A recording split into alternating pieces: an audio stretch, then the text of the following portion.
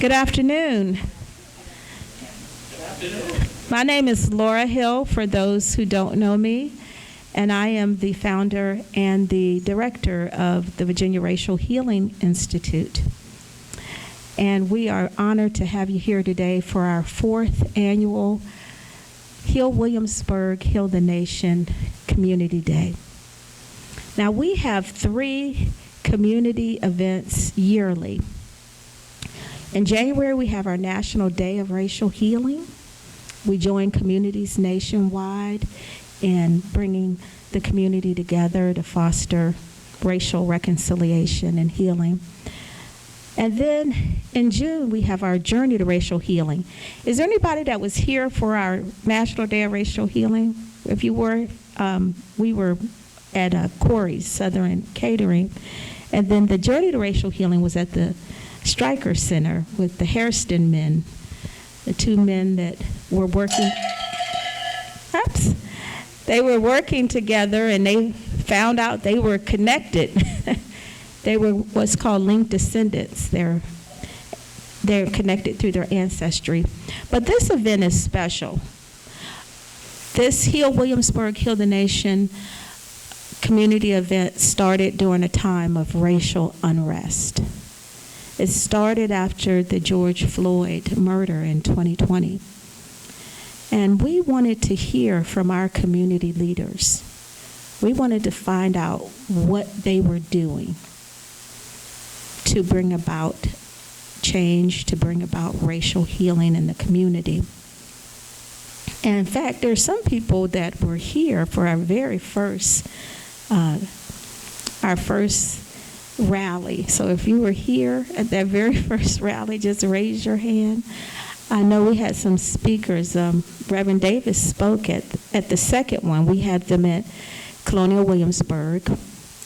But we had people saying, you know, we'd love to come, but our kids aren't going to sit still for 3 hours. So it went from Heal Williamsburg, Heal the Nation rally to Heal Williamsburg, Heal the Nation Community Days, where you could bring your kids and just have fun and foster relationships, build community, and just have dialogue. So we're so excited that you are here. And what I'm going to do next is introduce you to my very favorite Williamsburg, James City County School Board member, my friend of 25 years, Kimberly Booker Hundley. She's our mistress of ceremony for today. Come on up, Kim. Good afternoon, everyone. It's such a beautiful day. We could not have asked for better weather. I have a dear friend in here she lost her husband, and this always stuck with me. One day he asked her what she wanted to do for the day, and he said, "I just want to sit here and breathe air with you." And I'm thinking about that right now, that we're alive and we're breathing, and we're in a safe space, and we're present. And I just want everybody just to take a deep breath 3 times. So let's just go 1 deep breath through your nose first. And let it out. Now breathe in through your mouth. And let it out. And whichever one was favorite to you, 1 more time. Breathe in again.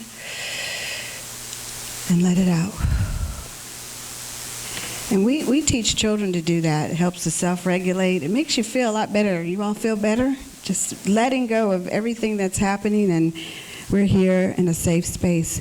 So the order of the program is going to be, first, Reverend Davis is going to come up after me. He's a senior pastor at First Baptist Church for an opening prayer.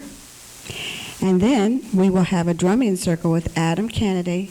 I've known Adam since he was in 3rd grade. And he is not with his horses today in the carriage, so you might recognize him from he drives people in the horse and carriage, and but he also is an awesome drummer. So it warms my heart to see how he's just grown up to a fine young man, even though I still see 3rd grader, but I know he's grown. And then after that, we will have another dear friend of mine for storyteller, Mr. Dylan Pritchett. And when I was in the school system, we used to fight over who's, we had to share him with schools. And so it's good to have him back for storytelling. And then we will be followed with a workshop by the Reverend Fred Ligon, who we call Pastor Bro.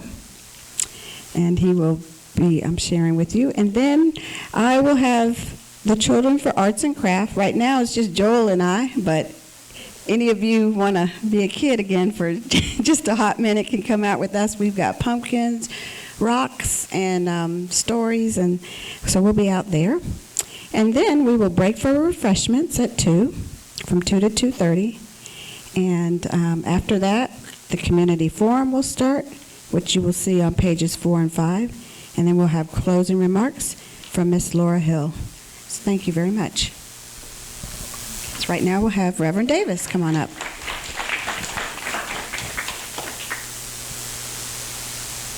Thank you.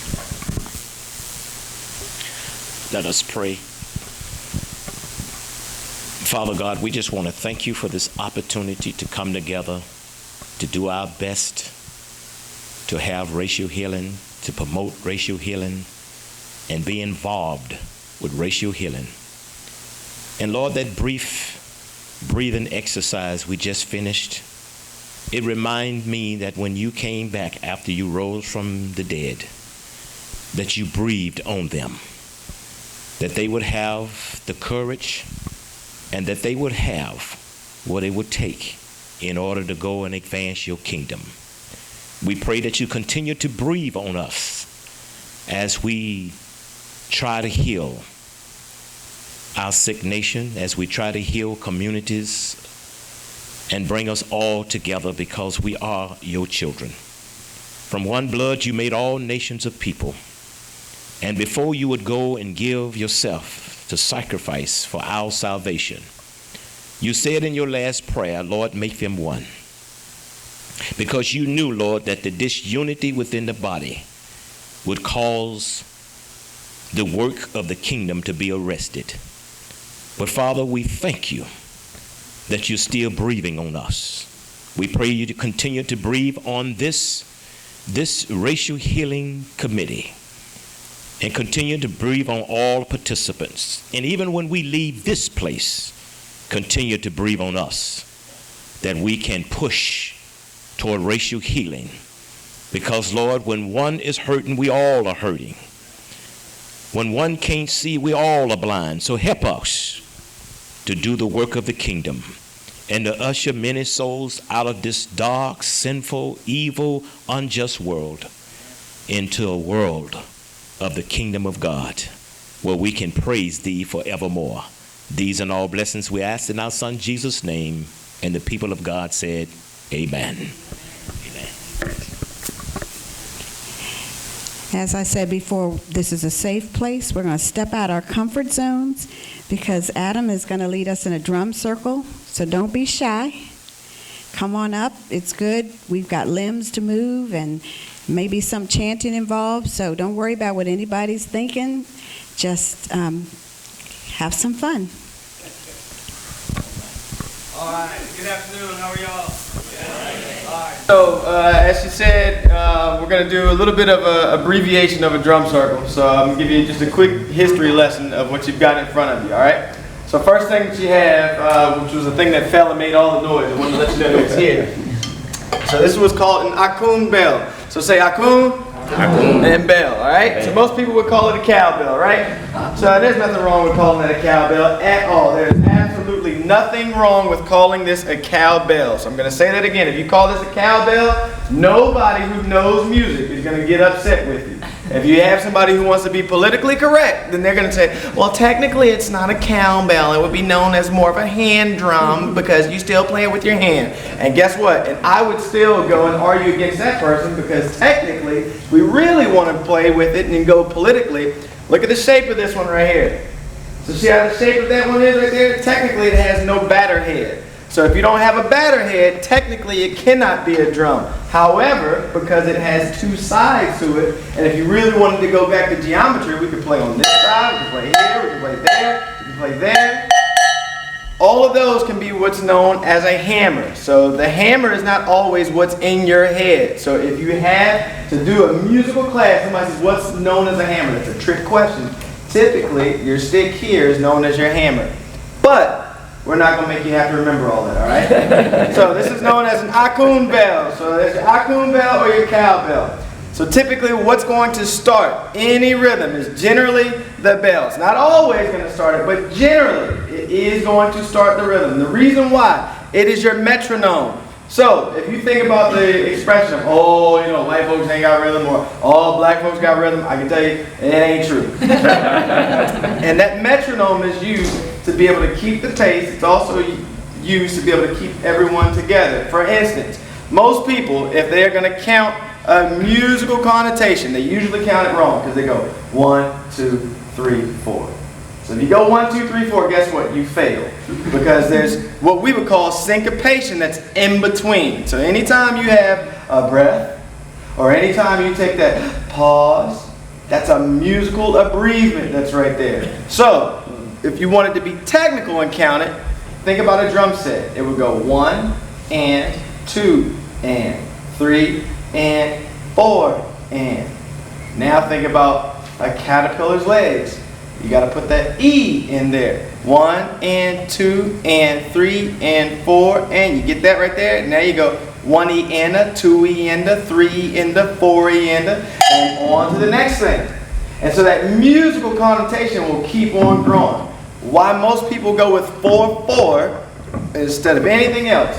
Most people, when they get past 4, they struggle counting. That's all it is. So when you go to 3, 4, 7 over 8, you can break it all down. It all runs back into 4/4. Somebody says, no, it doesn't. Want to bet? So 4/4 is what we're going to play in, okay?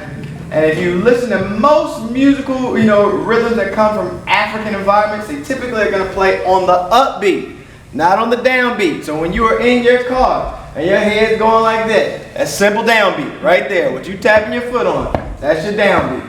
When that leg comes up, that's your upbeat. So upbeats are typically 1 and 3.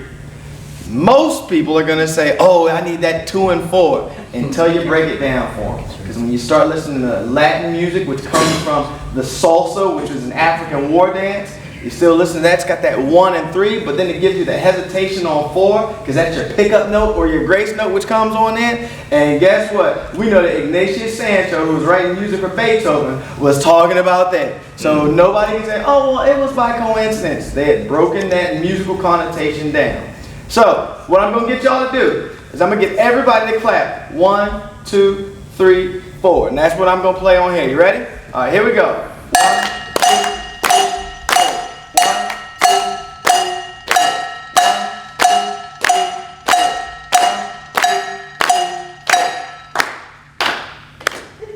I stopped. But you see, y'all kept it going all together, all on your own. So that right there, you got black and white who all played what? Their hands together. You all stayed together. You didn't even know I was going to make you do that. So that's the first portion. Now, you got what's called a calabash right here, or what we call a shakerette. Say calabash?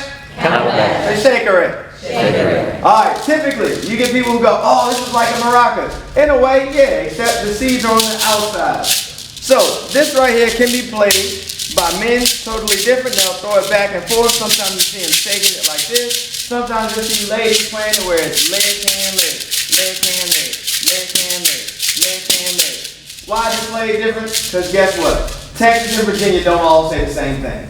So that's all it is. You get some people culturally, this is how we play it in my neighborhood. This is how I play it over here. This is how my mama taught me to play it. Stop making it seem like Africans have only one way of playing stuff. Africa as a continent has how many different languages, how many different cultures, how many different tribes of people, how many different ways of worship. So they're not all the same. You can't paint them all with the same paintbrush. So just like if we go to Europe, and you don't say, oh, well, over here in the Netherlands, it's just like the folks in Germany. You can't do that with Africans. So, quick little thing about the calabash. This looks like it's easy to do. The easiest way to make yourself tired. Everybody, especially when we get men, they always go, I'm going to do this. I do this all day long.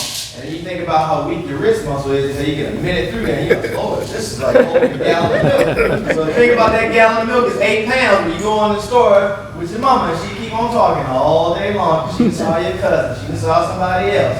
And now that 8-pound gallon of milk that you're holding, you had it like this, now it starts to go here. Now, basically, what you're doing is you put the milk right on the ground. People doing that same thing with these instruments. So this is your calabash right here. Everybody's favorite that they can never play. So there's always, everybody wants to be a drummer until they got to be a drummer. So doesn't matter where I've been, everybody will tell me, oh man, I used to play, ain't play. The best thing that you can do if you're a drummer is stay in what I call the pocket. So, and the pocket is if you listen to go-go music, and everybody listens for the kick. If you can just hold that right there, I don't care about all the extra fills, because guess what? Nobody remembers what you did anyway. So they just want to know, did he keep the rhythm together? So anytime you go to church, when the drummer get off, what happened with the choir director? He started looking back like, come on man, bring it back together. So this right here is what's called an akdjembe. So say akdjembe. Akdjembe. So most people will say djembe. We won't be technical, we're going to say akdjembe. Ak essentially is always going to be together. So when you hear somebody say akun, they're talking about bringing them together. So when you hear somebody say ako, it's bringing them together. So when you hear that I go, amen, you almost always universally can see, oh, they're trying to get people's attention.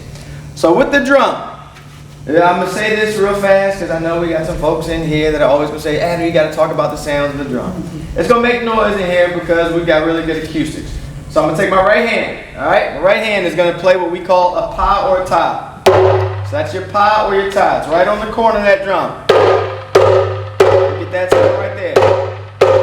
You can get that over and over. Then you have what's called goom or doom. That's going to be the center of the drum. You can almost hear it saying doom, doom, doom, doom, boom, boom, boom.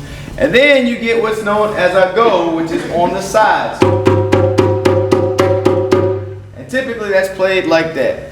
And what we generally always will tell folks is if you think about the way fife and drum is taught with paradiddle, means right, left, right, left, left, left. Those African rhythms are passed down in a very similar fashion. It can be written down, but it is extremely hard to scribe. So, and the reason why is because most people when they write things down, they abbreviate. So even with most musical connotation, when we look at how we're, deceiving music today, we always go, oh my gosh, why did this guy do it like that? Because the way I draw a roll and somebody else draws a roll is going to be totally different based on our artistic expression. So, and also based on my mood as well. So I'm going to play something really, really quickly for you, and you all are going to play it back, right? Nah, you're not going to. So what I'm going to do, I'm going to just do what's called a simple drum call. The drum call is just getting everybody's attention. This is going to be like 30 seconds.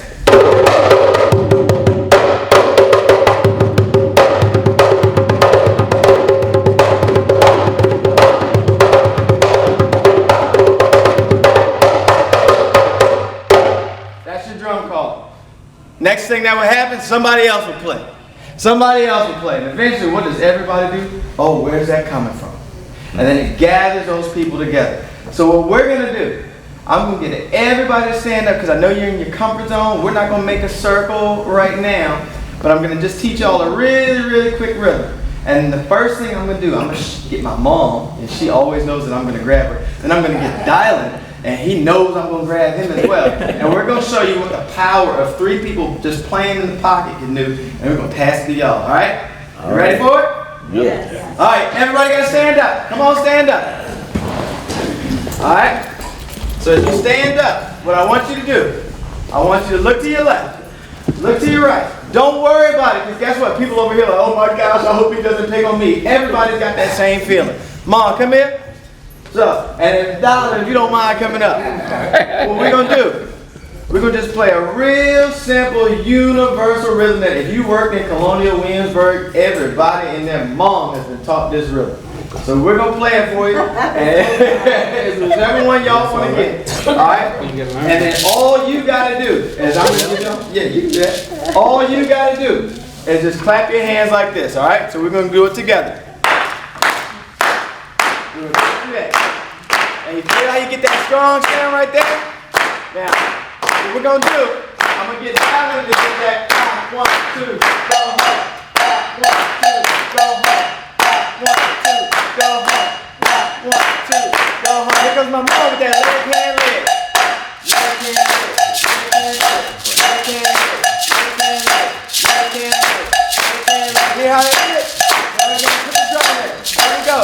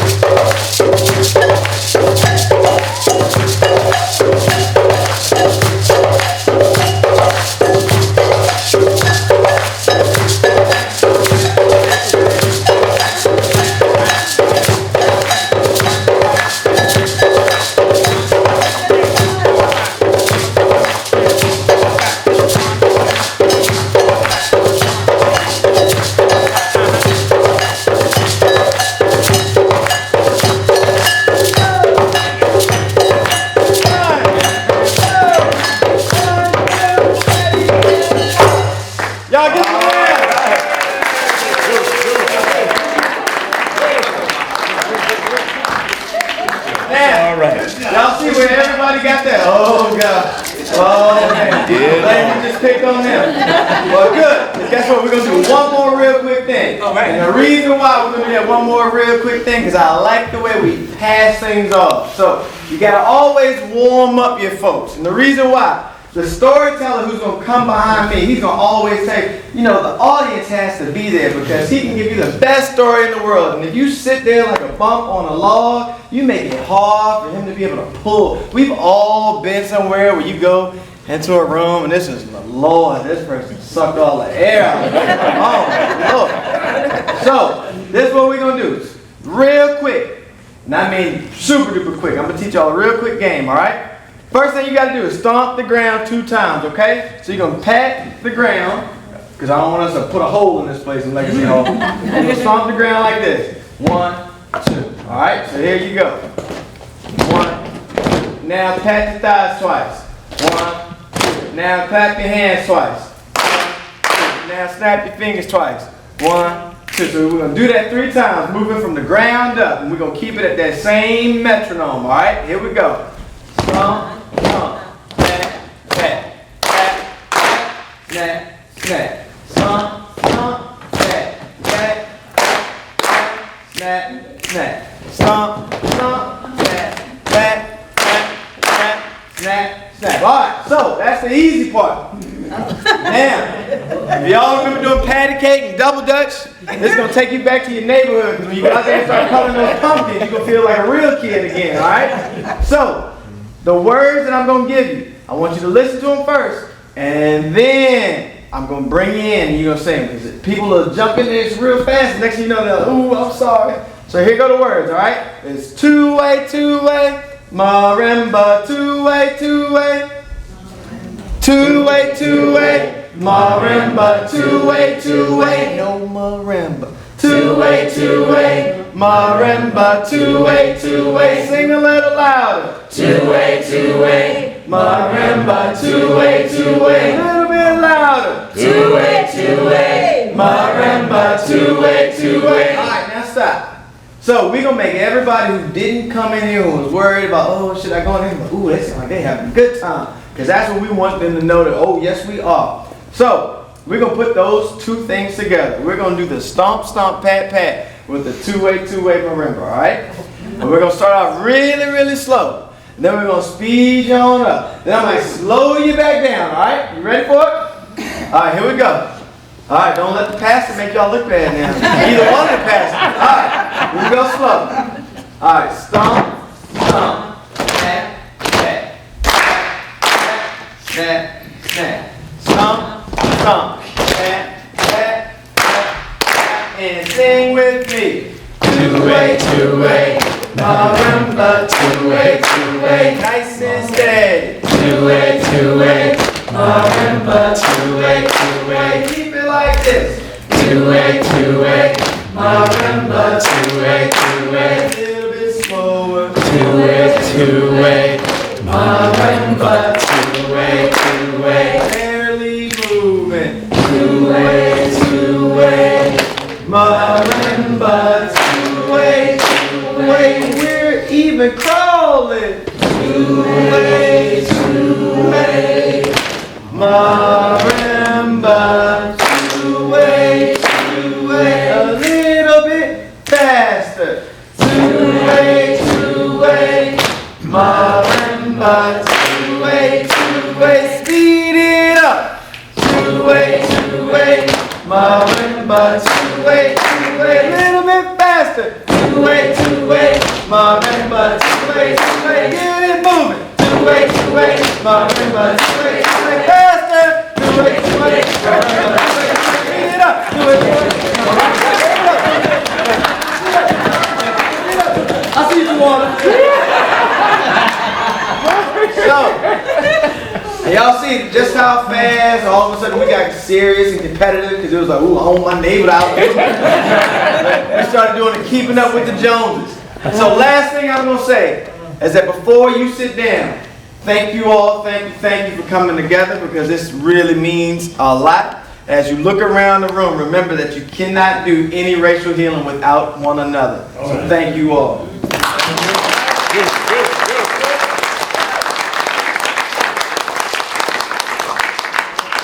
Okay, so now for the next order of business, storytelling with Mr. Dylan Pritchett and Sister Laura, that's what I call her because that's just what I've called her for 25 years.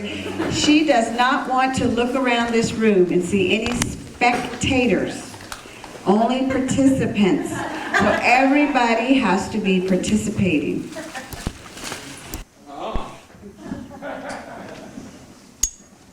This is going to be different. Hey, y'all. First story.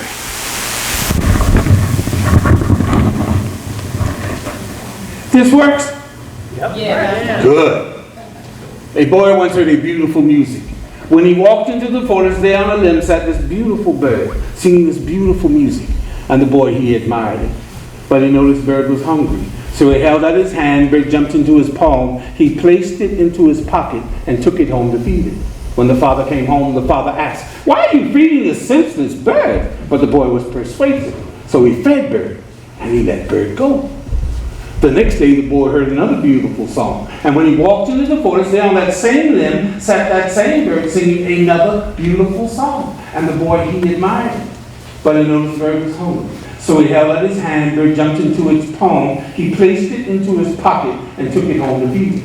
When the father came home, the father asked, "Why are you feeding this senseless bird?" But the boy was persuasive. So he fed bird, and he let bird go. The next day, the boy heard another beautiful song. And when he walked into the forest, there on the same limb sat the same bird singing a new song. Another beautiful song. And the boy, he Admired admired it. But he noticed the bird was hungry. hungry, so he held out his hand. Bird jumped into his palm. He placed it into his pocket and took it home to feed it. When the father came home, the father asked, Why are you feeding this bird? but the boy was Persuasive. persuasive. So he fed Bird and he Let bird go. let Bird go. Now he more hurt. I didn't say let him go. I haven't made the bird a boy or a girl. It's always been him. When I step to the side, I talk kind of fast, but it's not really part of the program, but it is, because if you tell, the storyteller tells me the reality tradition is there to teach. I say the same thing twice. Some of y'all doesn't hear me. Some of y'all change the words of it. That means you got to work on listening. Storytelling is not the art of telling, it's the art of listening. We don't listen too well. That's why Reverend Davis can preach the same thing every third Sunday, and maybe somebody. Don't give me no ideas.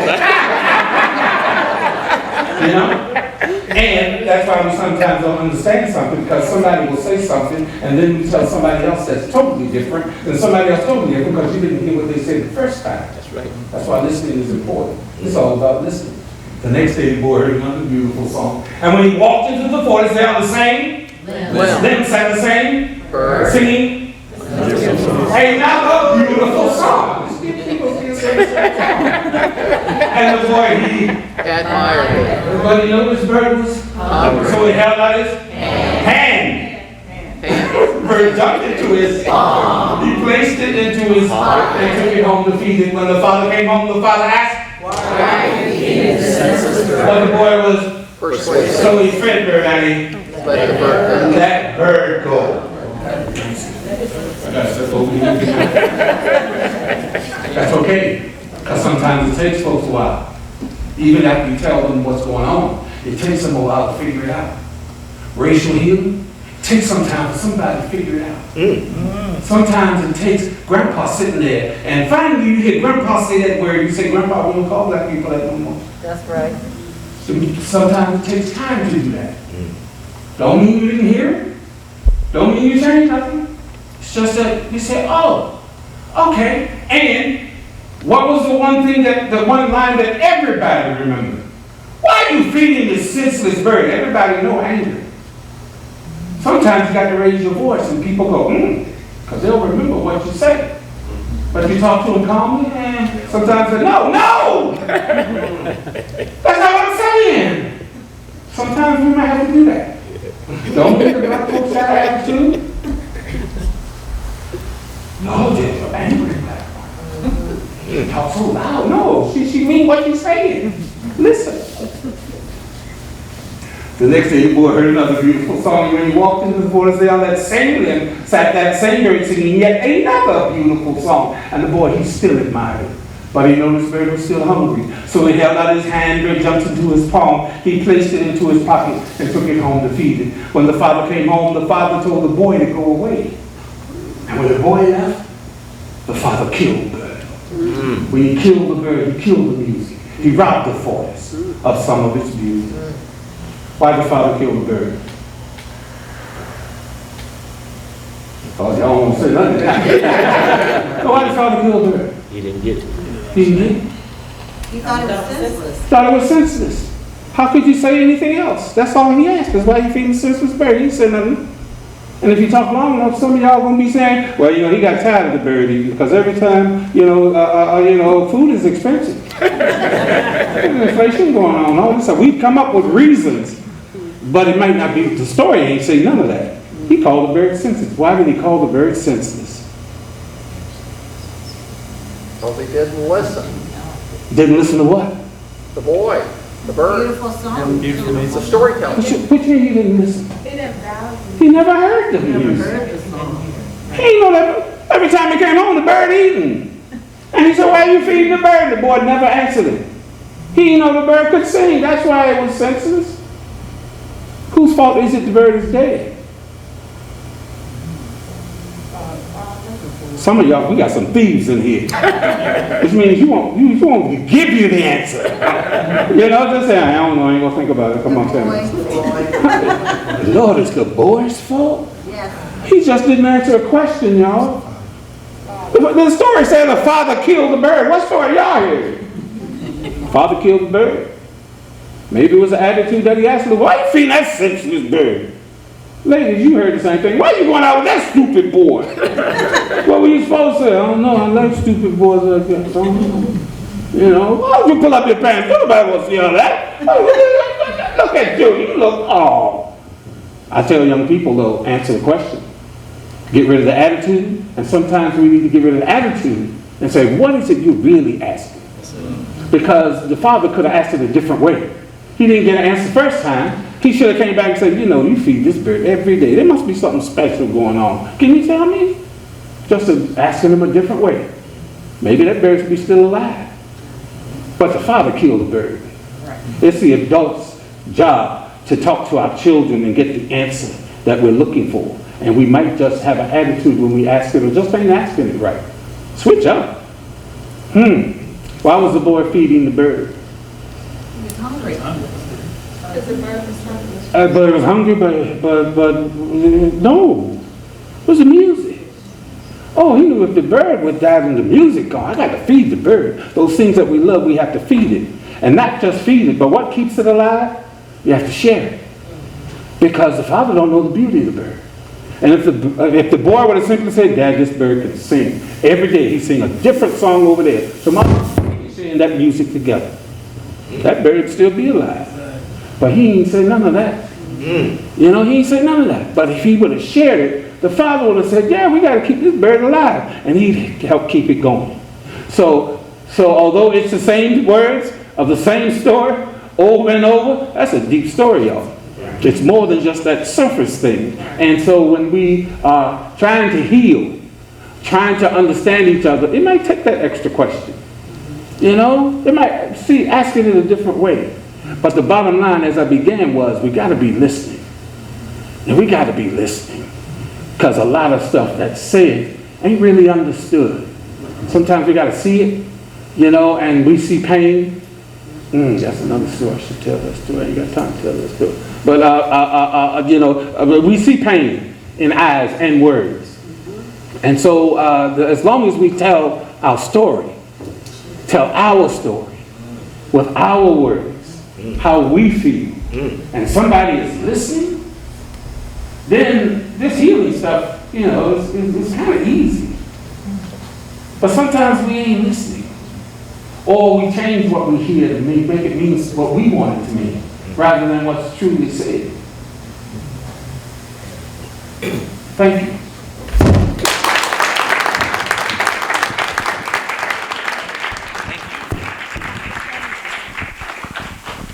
Thank you, Dylan. That was beautiful. Whew. Well, let me just tell you, today has been about making adjustments. 3 weeks ago, all of this was going to be outside on the lawn. But we had to make an adjustment because there was a 50% chance of rain in the forecast. So we're inside, and it's beautiful outside. We're going to make another adjustment to the program today. Since it's almost 2 o'clock, we're going to get ready to start with our meal.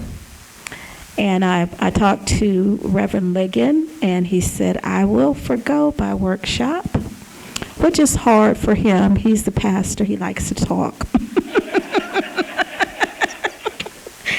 But if anybody was to stay after 4 o'clock, if your schedule permits, then he will do the workshop. So we're just making an adjustment to get back on schedule. So we're going to eat. I tell you what, Fred, you can come up and pray over the meal. How about that? And then after we eat, we'll start the forum and the arts and crafts, the pumpkin painting with the kids, and also Adam Kennedy will be outside with the kids too, for more drumming, Dylan Pritchett. So if you're a kid at heart, you want to be out there with them, you're welcome to go out there. But the community forum with our community leaders will be here. And I just want to say this, this forum is really important. I may have mentioned, but I may have mentioned this earlier, that the Virginia General Assembly declared racism a health crisis. Did I say that? I did say that. Okay. So that's why we're discussing how racism impacts our physical health, how it impacts our mental health, and our spiritual health, as well as education and homelessness and housing, yes. So we're going to have that, but first we'll enjoy a meal. So come on, Fred. I was saying earlier, I like to eat more than I like to talk. Let's pray. God, we thank you for this day and the beauty of it, and for the ears that you have given us to hear. Help us to listen, especially as we receive this food and as we spend time with one another. Help us to be fully present. Bless this food that it would nourish our bodies, and our bodies to be fully present in this moment. In the name of Jesus, amen.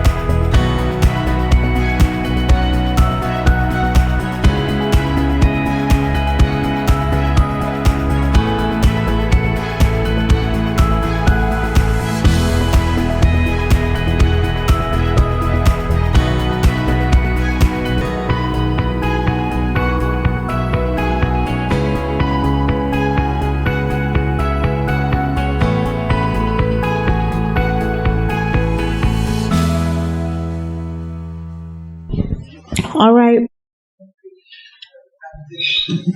I am so thankful for those refreshments, courtesy of Corey's Southern Catering. Also, what I want to do now is I want to introduce you to our moderators.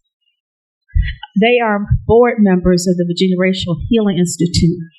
And that's really one of the requirements to be a board member. We put our board members to work. So they've been here setting up, and now they're going to moderate. So I am very pleased to introduce you to Ms. Deveria Gore and Ms. Rebecca Parsons. We call her Becky. Come on up, and they're going to call up our panelists, and we're going to get ready to get started. Yes, please, if the panelists would come up and have a seat here at the table. There's a place for you.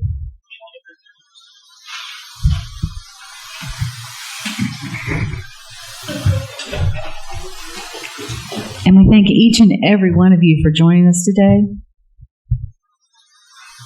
We truly appreciate your work and dedication to the needs of the people of this community. We have 5.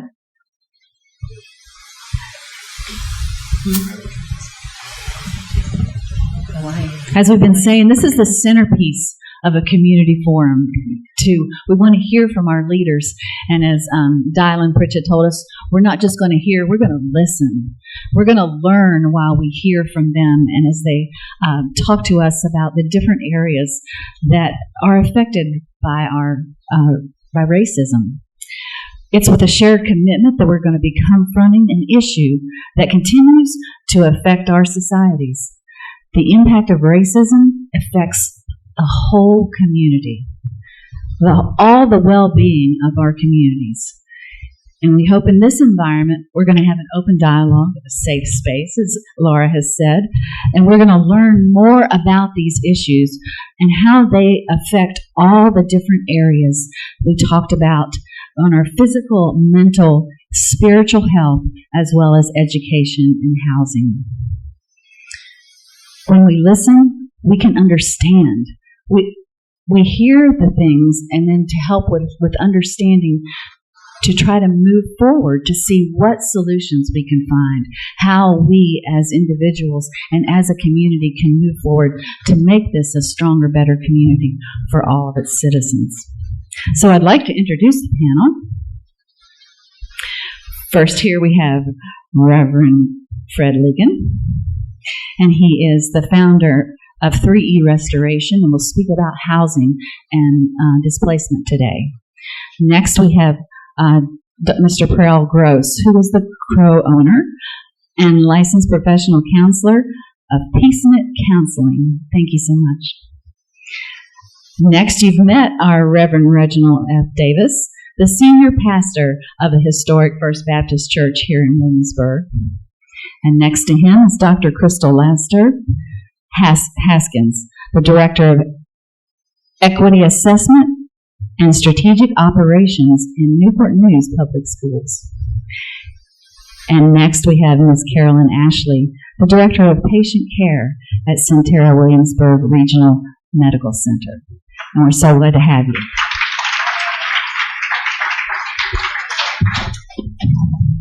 And what a beautiful day we have in the neighborhood. So glad to have you all with us today on our panel. I'm going to introduce how the format of this segment will go. We are going to ask the panelists a question based on their area of work and ministry and expertise. And after that, we will have a Q&A time. So you will be able to ask the panelists questions as well. And following that, if the panelists have final statements they'd like to make, we'll have time for that. So I'd like to begin now by asking the first question, and the first question goes to Reverend Davis. Also, I will say these questions are a little layered, and so if you'd like for the question to be repeated for any of you, please, we are happy to do that. So the first question, Reverend Davis, says spiritual wounds commonly cause people to disconnect from family and friends. They can also cause feelings of isolation and loneliness and a diminished sense of self-worth. How does racism create spiritual wounds? And the second part of that is, as a pastor, how do you provide counsel for people who are dealing with racial discrimination and harassment? Yes, thank you for that question. How does racism create spiritual wounds? Well, we know that when I study racism, prejudice, when it is married to power, it creates racism.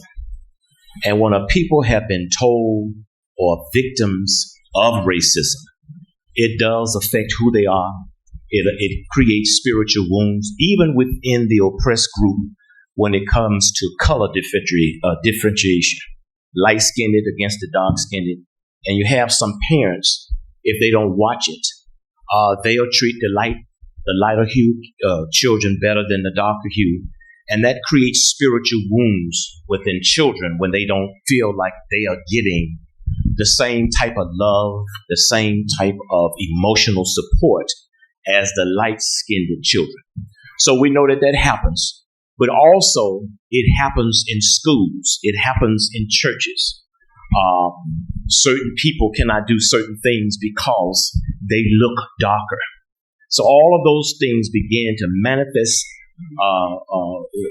themselves within the context in which people have to live out their lives. And it creates those spiritual wounds in which sometimes people are disconnected from their own families because they are being treated in ways that they would be treated if they were in the larger society. So we have to be careful how we treat racism. And let me say, in my own experience, my parents had 7 children.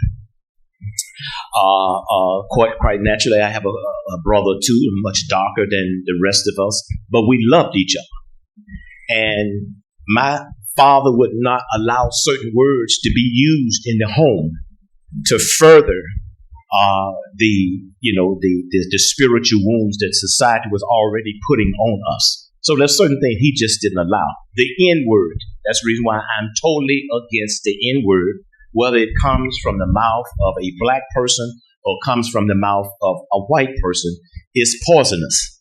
And so therefore, he didn't allow that word, allow certain practices in the house if it was going to minimize our self-esteem. So we have to understand that these wounds that are created, they have to be healed. And that's one reason why the black church was so important in the life of the black community. And that's why I keep referring back to the black slaves, because when there was no freedom on the horizon, they would get together and they would sing songs like "Nobody knows the troubles I see, nobody knows but Jesus and me."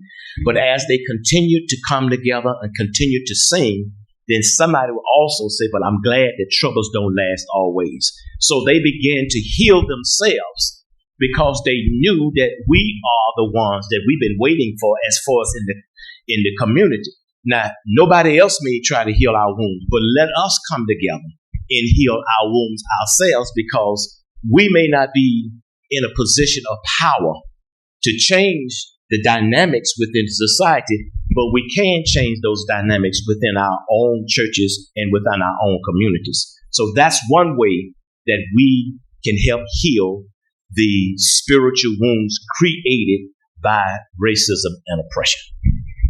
Amen. Thank you so much. Yes, and that was good, talking about light versus dark. Sometimes we think about color and we are like just black versus white.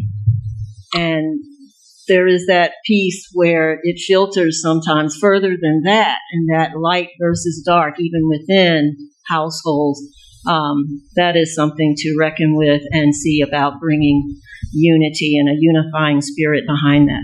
Thank you so much. I'm going to have now Becky to come forward, and there's a next question for Mr. Gross. Yes. The next one is for you, Pearl Gross.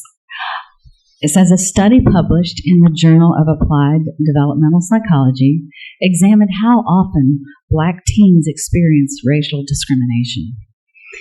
Each day, either personally or vicariously, online and offline.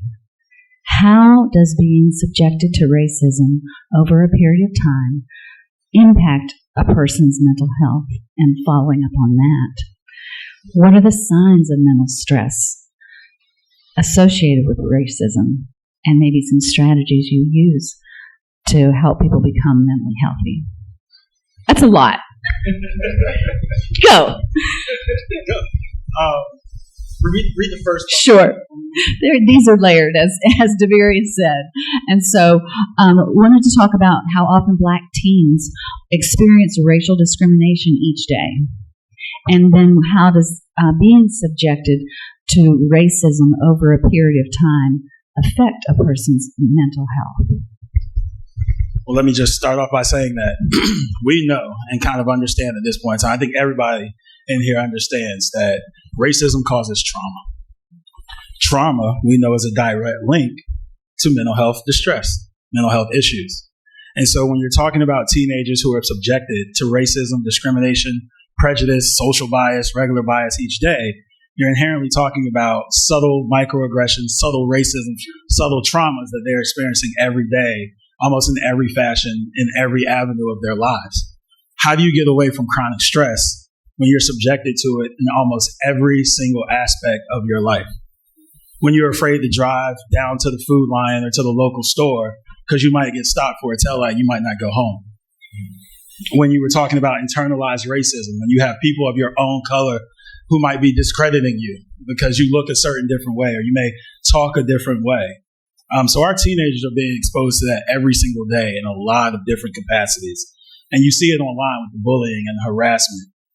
We see it every day through media, systemic and institutionalized racism, which has three parts. And it's hard sometimes to talk about now and what they're experiencing now without talking about where it comes from throughout time and over history, right? So when you talk about systemic or institutionalized racism, things about how you're enrolled into schools or when you're accepted, when you're thinking about who gets to play on the football team or the basketball team or who makes the team, even those things are already facilitated by the person, the people in power, their biases and their prejudices before you even arrive and walk through the door, right? And so that impacts them because there's not a lot of control. That's the oppressive piece of it.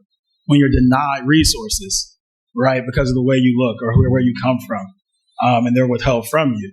And so when you're exposed to that every day without resources, without support, without collective support, then it becomes hard to feel like you can overcome it and get through it a lot of times. And what does that end up turning into? Poor self-esteem, symptoms of depression, isolating, thoughts to harm yourself, thoughts to want to kill yourself. And it's not necessarily because you want to hurt yourself, but it's because that's a way that you think you can escape. And I hear that all the time from the teenagers I support and I work with. I just wanted to stop. I just wish it were over. And what do they need? They need us. And what they need is to be able to tell their story without judgment. What they need is acceptance of their story the way they told you, not the way you interpreted it, as you heard earlier. Not for me to tell you what your experience was, but for me to understand and accept the experience that you've allowed me to hear and understand, right? And so they need more of that from people that look like them, but they also need more of that from people that don't. Because when you're talking about systemic and institutionalized racism, there's three parts to that we always don't consider. There's history, how we got to where we are now. There's culture, the culture that we're in that allows it and continues to permeate these biases and prejudices. And then there's also policies and laws, which brown people historically have not been able to create. And so you have all those factors that are getting played out in their lives every single day, whether they wanted to or not, and they have to just try and live through it. The black community especially a lot of times says, hey, you'll get through this. You'll work through it. Toughen up. Toughen up from what? Chronic stress every single day? When I'm told, hey, you speak well. What am I supposed to do? I go to the same school as you all sometimes, right? So I shouldn't even have to hear that. But it's said as if like, hey, you sound a little different from everybody else that maybe I know or where I come from. And so that's what I think they're exposed to every single day, unfortunately. And it's nonstop in the ways we see it, overtly, and covertly in the ways that we don't. Thank you so much. It's really, when you say people that look like them and people that don't look like them, that's I think where we can move together as a community and listen, just to hear. Thank you so much. Did you want me to touch on the strategies also? Yes, please. Yeah, I didn't forget that part. So strategies for that, right? For me personally, in the mental health field, I use a narrative approach. And the narrative approach is what you heard me say. I want you to tell your story so that you can first get it out without any interpretation, without me trying to tell you how you should even handle or deal with it. I need you to just finally get it out. And what I talk to a lot of my teenagers about is that anger inside of them as a secondary emotion. I help them identify their primary emotions. Are you disappointed? Are you sad? Are you tired? Are you frustrated? Where is the anger coming from? We have to identify the root cause of that. And then maybe the system, right? When you think of wellness for us, it comes from a lot of different capacities. And I help them figure that part out too. Are you socially stressed? Is it your environment? Is it your physical stress, your diet, the inability to sleep? Why can't you? Do you have siblings that you're worried about, and how do you support them as well? And does your family have an expectation because you're the oldest and you have to support them? Or the youngest and you have something else to live up to, right? And so And not, as long as letting them tell their story, what I also do is try and get them together in ways where we can. And it doesn't always have to be clinical. This comes from teamwork, collaborative approaches, sports, clubs, band, anything that gets them out of their own environment where they can also share stories and understand that they're not alone. And that's breaking and giving them a sense of universality, that they're not the only one that has to do that. So you're instilling hope at a younger age and trying to help them understand that it might be rough and it's going to be tough. This is the world that we live in. Again, culture, right? But here's some strategies that you can get to using mindfulness. You can breathe through it sometimes, just in that acute moment. That's not going to solve everything. But if I can get you regulated in that moment and help you calm down enough to think clearly and tap the emotion out, then we can blend what's called the wise mind, which says use that emotion and the logic that we now have collectively to cause and create change. And so a lot of times I'm giving that a sense of community and a sense of hope after they've told their story originally.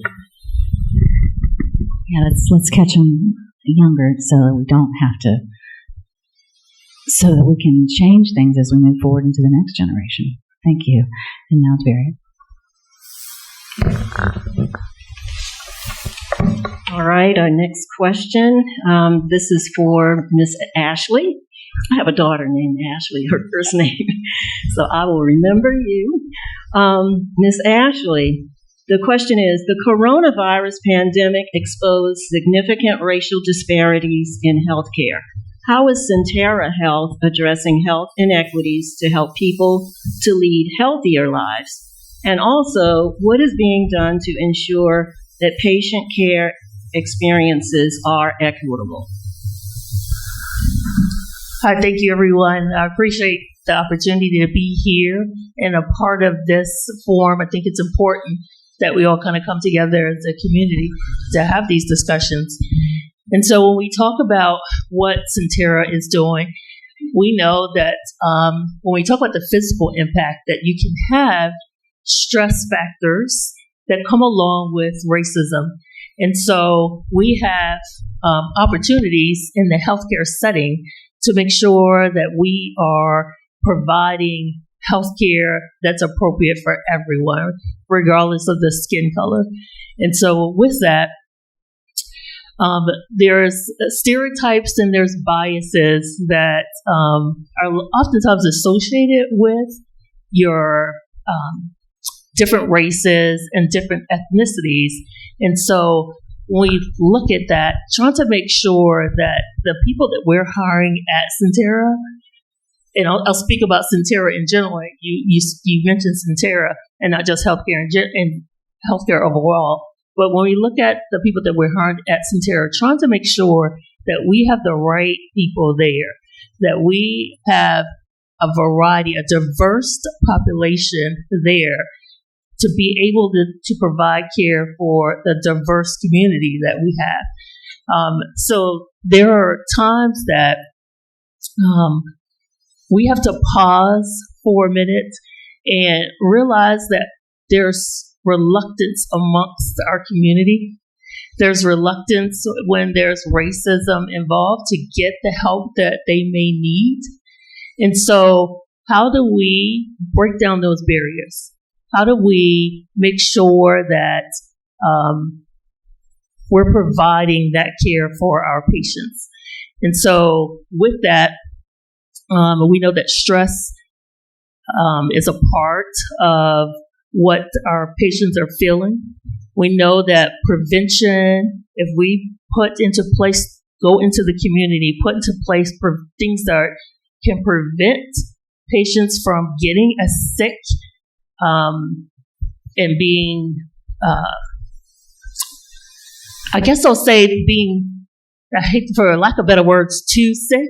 And so that we put prevention into place so that when patients come into the hospital, that they've got some preventive measures into place already. So it really is about us going out into community, meeting people where they are, and providing good preventative measures into place. And so how do we make sure that there's a good patient care experience? Inside of Sentara, we've got diverse councils. So we've set up diverse councils at every hospital. we have one that's overall, but then we've set up one for each hospital. And so these diversity councils, they have conversations and about trying to be respectful and open to different races and different, just trying to be understanding of the differences of people. And so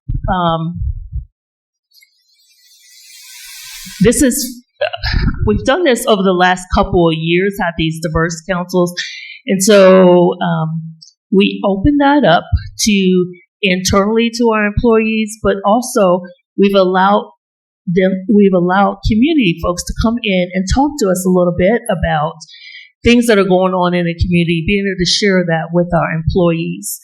And so when we talk about patient care experience, again, it is trying to make sure we meet people where they are, trying to make sure that we have had some conversations with those in the community, and that we're listening to the voice of our community and making some adjustments within Sentara to be able to make sure the patient has a good experience. Just one little follow-up to that. Have you noticed if transportation for patients, is that an issue that has come up such that Sentara is feeling to address that? I have to say, for Sentara, there's oftentimes that there are individuals who are unable to leave our hospital. And so we do provide, for those who are indigent and unable to, we have provided transportation for them to get from the hospital back to their home. And so there's times that we have to do that, trying to make sure that people get to back to their home in a safe manner. Okay. All right. Thank you. Becky? So Fred Ligon's up next. And last year, our own Laura Hill wrote a Build a Bigger Table column about the cashier who was working 2 jobs and couldn't afford to pay for her rent due to skyrocketing rent increases. How does racism show up in the housing sector, especially in the efforts to build affordable housing? You would think, me being on the board, I would have thought that question through before just now. So first things first is to remember when you're talking about houselessness as a category, you're talking about a larger category of social displacement. So there's a sense of being displaced from society in various aspects. The resources are cut off, that kind of thing. You also, I think, have to remember that underlying houselessness and underlying affordable housing, workforce housing, subsidized housing, public housing are the racialized cultural systems that only go back as far as FDR's New Deal. So you have practices like the Public Works Administration with the neighborhood composition rule and how that played a role in further segregating housing systems and therefore segregating access to resources on top of all of that. So for one, housing has a history within the racialization and racialized cultural systems at work that always serve as one layer to another layer to another layer to another layer of what makes where the word affordable comes into play with this concept of housing. Does that make sense? And so then if you live in a locality that is developing new houses and there's not any attention given to property value and to the kind of housing that is developed and the median incomes of that community. So a lot of times localities base housing upon median incomes of a community. And the median income of the community almost always neglect the poverty incomes. This is math. It's how math works. But it's more than a math problem. It's a racialized problem because what makes that math the math are the racialization and the cultural systems that form that whole locality. Does that make sense? And so affordable housing is directly connected and tethered to racism simply because it's a part of the historical fabric from which it is built. When you have lower income communities, property values are lower, taxes then are lower, then investment in those communities become lower, and access to resources in those communities become fewer, and the idea of getting out of all of that becomes more difficult because it's an access issue. And so part of the problem with the conversation of affordable housing is that's not a Williamsburg, James City County problem. That's a United States of America problem. And it was a problem in World War II, around World War II, during the Depression. It was a problem in 1933 when FDR had to do the New Deal. That was the first time in our country's history we even had public housing that wasn't for defense employed people. That was a civilian. It's the first time civilians had public housing. So it goes back that far. So really, we might have to rethink the question. Instead of what can we do about affordable housing and what does racism play in that, we might want to say, what role does racism play in economic development? And how do we create increasing economic buying power within historically marginalized communities, marginalized by racialized cultural systems? Does that make sense? Yes. So we need to think bigger in terms of economic development, because we're not going to solve the housing problem if for no other reason we don't have enough land to do so. Even if the municipality leaders waived all of the things that make this problematic, we still have a land problem. So instead, we might want to rethink our wage problem and our access to economic buying power, which includes job access, education access, mental health access, spiritual community access, and of course, healthcare access, because it's going to be an economic development question, less a housing question. Is that helpful? Yeah. Did I sound like I talked around the question? Because I think you hit it. I really don't. Okay, good dude. We have another question here about how does gentrification, particularly in Williamsburg, impact communities racially? Well, urban renewal often becomes urban removal, right? Because what happens is when we try to build up new developments that give a better exterior to a particular locality, let's say the corridors, even in Williamsburg, when we try to erect housing that becomes attractive to bring about some form of renewal, we rarely consider the impact that's going to have on the property values associated with it. And eventually, with taxes and inflation, all of that becomes very difficult. I don't know about you, but I've had $250 a month added to my mortgage based upon my insurance. I'm talking insurance. I feel like Allen Iverson talking about practice. I'm talking insurance. I'm not even talking about housing. I'm talking insurance, right? So then we've got those issues. So when you increase property value in one place, it rightly impacts property value in another place. But again, what's behind the gentrification, what's behind urban renewal, which becomes urban removal, is the fastest growing landlord in the United States of America is Wall Street. The fastest growing landlord in the United States of America are LLCs ran by companies to buy out these neighborhoods and localities that are going to be subject to gentrification. That's just statistics and data. And so, one of the things we could do, and I'm not going to get into that because if everybody else has something to say, there are programs and there are community development and asset-based collaborative strategies that actually can protect localities from the negative impact of gentrification. There are legal policy structures that do not cost a municipality anything other than a little bit of imagination to empower disempowered communities to protect their property values and protect their fair market value rents. And this is public knowledge. I mean, yeah, but it's not oftentimes talked about knowledge. Exactly. But that may be another forum for another day. There was one other question, but I guess maybe you can save it for your closing remarks, or you can speak about it now. It's what is 3E Restoration doing to help people recover from homelessness? I'll just save that for closing remarks. All right.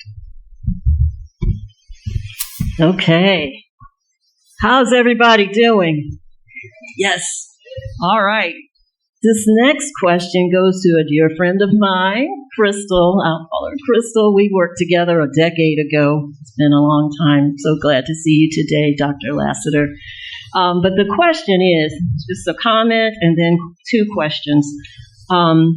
Recently in WJCC public schools, the non-transportation zones had an adverse effect on low-income families and students who live in Grove and around the Centerville Road area. What can administrators and teachers do to ensure that they have considered the racial impact of decisions like this that impact that would these decisions have on students? That's the first question.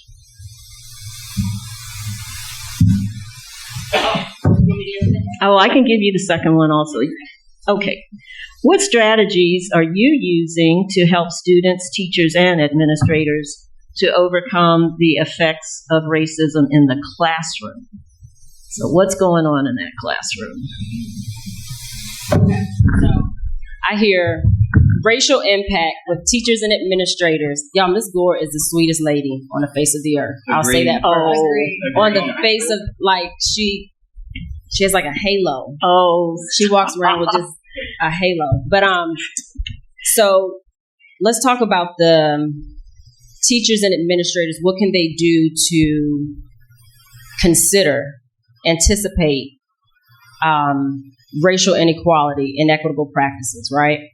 And I don't know that they can if they don't know how to. And so I think what we have in schools is schools are schools. They are places to educate and to be educated. However, they are also organizations, and they are made up of people who look just like us. They're just teachers, right?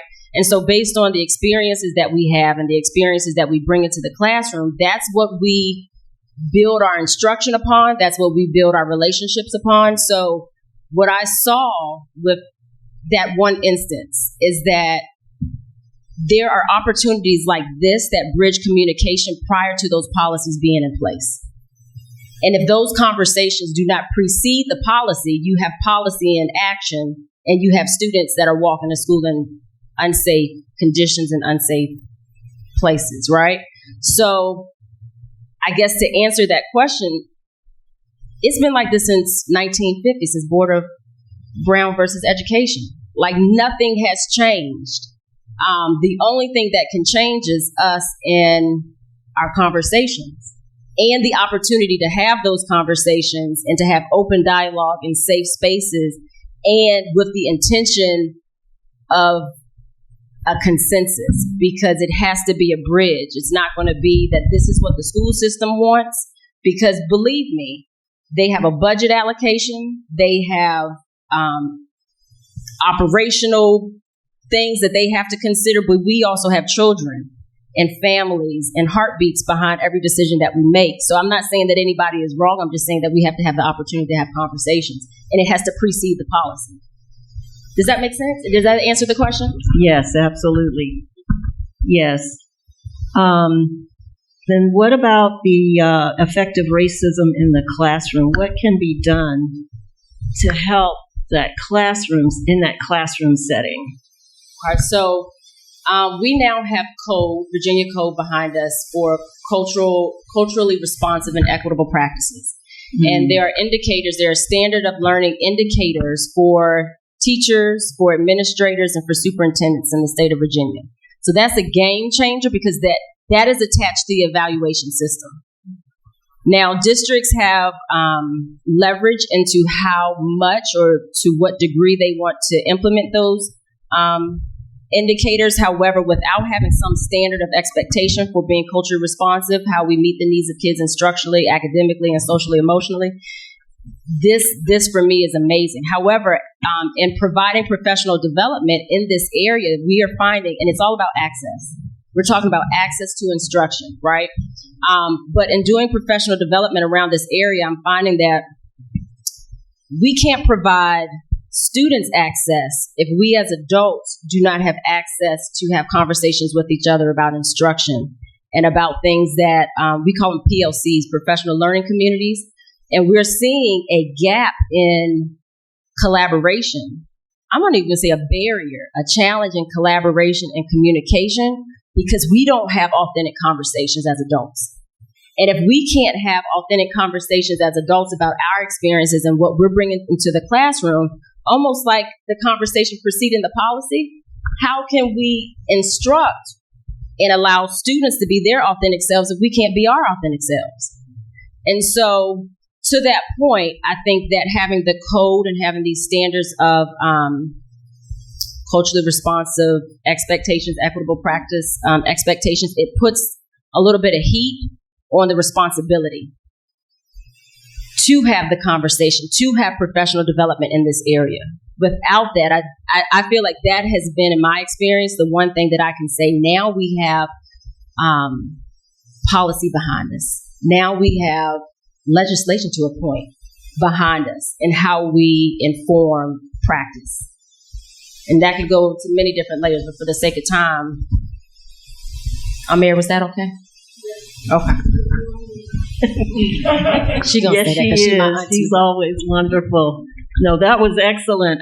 I remember back in the day, there was diversity training in the school system here, and you had 3 years to get your diversity training in.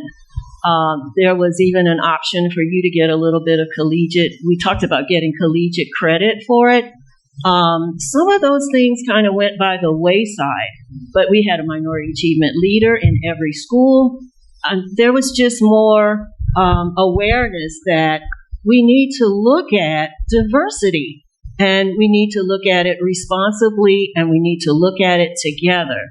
And so I so agree that the chat before the policy has to happen. Can I say one other thing to that? Yes, Ms. yes, girl. So when we think about, I remember the minority achievement, and Yes. the word minority like irks my soul. Well, right, because and when we would have those diversity trainings, I think that it almost in a way perpetuated what we see in the classroom in terms of inequity, because those trainings were built on deficit perspective. And when those students walked into the door, we saw deficiency. We didn't see brilliance. And now I think with culturally responsiveness, when we talk about being culturally responsive, culturally competent, when we talk about diversity and inclusion, right? Now we're seeing this, what Adam was doing, the brilliance that he showed with that drum, and the way that Mr. Pritchard was able to bring our stories alive. That is the brilliance that our students bring to the table. No matter where they come from, they all have that unique spark. But when we have certain trainings that perpetuate this narrative, we have to provide the counter narrative. But we can't provide a counter narrative if we don't know our kids, if we don't know the families that they come from. So, yeah. Amen. Amen. I think it did give us, though, some common language back then. It did. And if things weren't going well, I think we at least knew a little bit more about why, and we knew it a little more readily. But I do agree, yes, there was a look at deficits, and that's not the angle to take. That's not the preferred angle. Wow, this has been awesome and amazing today. At this time, we want to open the floor for questions for our panelists. Anything you all want to ask, and then we're going to have them give a final or closing statement. Yes? Well, we need a microphone. Okay. Thank you. This is a wonderful opportunity, and I'm so glad that you organized this, Ms. Hill. But my first question or comment is to Reverend Davis, and you mentioned about colorism. Do you have any thoughts on how within the Black community, how colorism is reversed, and you get unprovoked comments and insults about being lighter? What do you think is behind that, and how can we help heal that when the darker brothers and sisters attack the lighter ones for no reason? Right. Well, we have to understand that that was formed out of racism and oppression. It was used to divide people because, again, racism sustains itself by division. And so if you can start at the organic level, which is the family, and cause disruption there, then you can basically understand that from the family, it moves to the whole community, from the community to society. When I look at racism, I'm looking at power. I'm looking at the power dynamic behind all of it.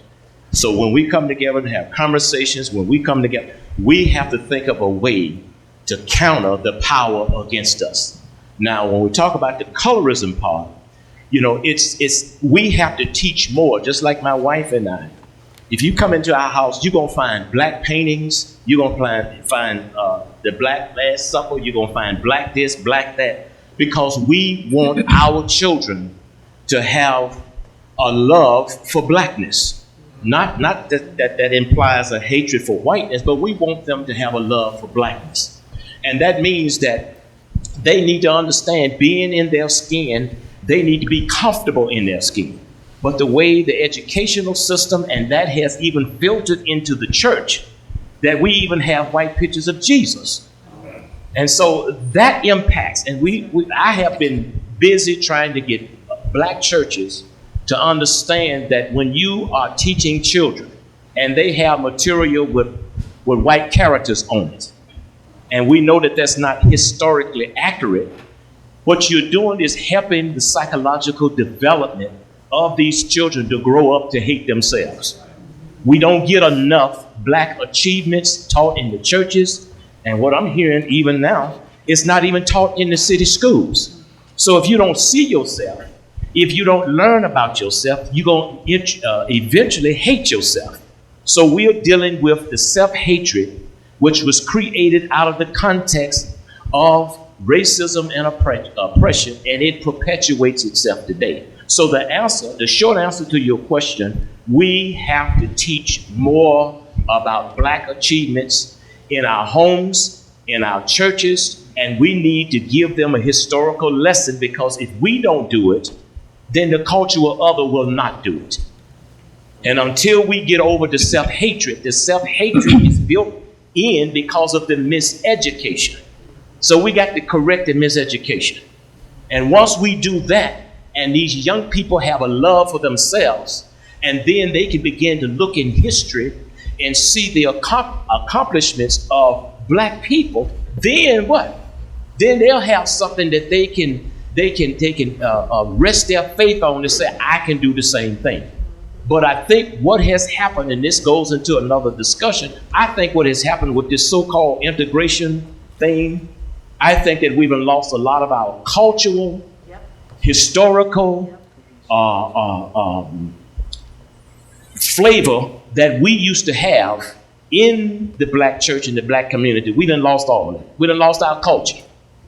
And so until we get back to that, and I see why Malcolm X said what he said. We are not ready for this yet because we are not whole. We need to learn of ourselves first. And once you know who you are and where you come from, then you can walk down the hall and learn somebody else's culture, somebody else's history, because you know who you are. But right now, we don't know who we are, where we come from, and we are not being taught that. And everything is all about somebody in power pulling the strings, hating ourselves, creating the confusion and the distractions within the family. That impacts the self-esteem. It causes the trauma. The trauma spills on into a whole lot. That's the reason why we can kill each other at the drop of a pen. Because we don't see the divinity and the value of each other. And when we don't see value and divinity in each other, then it makes it even more difficult to come out of these conditions that we have been placed in. And that's why I go back to my earlier comment. The solution is with us. The solution is with us. We got to first love ourselves. We got to be able to counter what we've been taught. But it seemed like we done got to a place now that they are teased out of the black community, this person here and that person there, and they say, you got to be like this person, you got to be like that person, as if these two people or three people are supposed to be the solution for everybody. I tell them, no. Unless we all come out, if you let one or two out, then that's, to me, it's not authentic for the rest of us. And I'm going to say this. People ask me all the time, have we made progress? And I'm going to respond with what Malcolm X said. You can't stick a knife in a man's back 9 inches and pull it out 6 inches and say that you've made progress. You make progress when you remove the knife and you heal the wound, then we can talk about progress. But it seems like we're moving backwards, and the way we're moving backwards is because of this whole social enterprise of forcing us into the dominant culture, Now we're in the dominant culture and we've lost our own culture. We've lost our own self-esteem. We've lost our own love for ourselves. And because the love piece is missing, it affects every other step and progress of our future. And I feel sorry for our children is because they are looking outside and saying, I want to be like this person. I want to be like that person. I want to be like Michael Jordan. And so we're putting that before them, and they're spending 90% of their time trying to be the next Michael Jordan or the next, what's the other guy? LeBron James. So you got 99% of our black boys trying to, why is that? Because the system is raising up. If you want to get out of the black community, you got to learn how to be a good sports person, a good entertainer. Now, why can't we flip the script to say, no, if you really want to be somebody, learn how to be a doctor, learn how to be a lawyer, learn how to, something that's going to help us, but they don't get that. And so the only thing I'm saying, when it comes to the color part, we're going to have to start teaching that black is beautiful again. We're going to have to start teaching the history of black people, starting from the Bible and bringing it on up to our times. But you've been taught.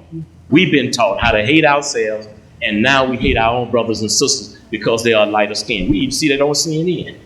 What's that other guy's name? Don Lemon. Who's the other guy that they lighten him up so? The doctor. Sanjay Gupta. I said, look, when did his skin change? But they'll light you up so to be what? To be acceptable from those in power. So until we as a people, the solution to our problem is not going to be on the outside. It's going to be on the inside. And once we get it on the inside, then we can push for change on the outside. That's mine. Thank you so much. A real quick comment, if you don't mind. Did you have a? Yes, but it's not related to that. What about, this is for anyone. I'm finding that the school systems, Newport News, I want to say first, Newport News is doing a good job of changing the names of the schools that were named after Confederate people or individuals or enslavers. But I'm finding that they're not teaching the children about who the schools are named after and what impact do you think that it has on students when they find out that the people that the schools are named after were not really the most upstanding citizens in the world.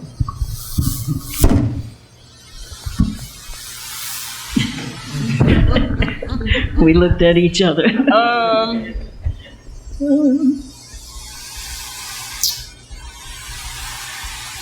I believe that you asked, how does it impact the kids? Okay. I'm not sure that, I'm going to be honest, I'm not sure that kids care. I'm not sure that kids care. However, I haven't polled them. So I don't know. But what I do know is that allowing that has just as much, that is systemic. That is structural oppression. So allowing that, it's all, I want to say the oil runs down. So allowing that does have implications for how policies are enacted, how things are allowed to take place, and nobody says anything, nobody questions anything. But in terms of how the kids are impacted, I don't know if it's that one variable that makes a difference. I just believe that if we as a community feel that this is what should not be in place, then the community has to speak on that behalf.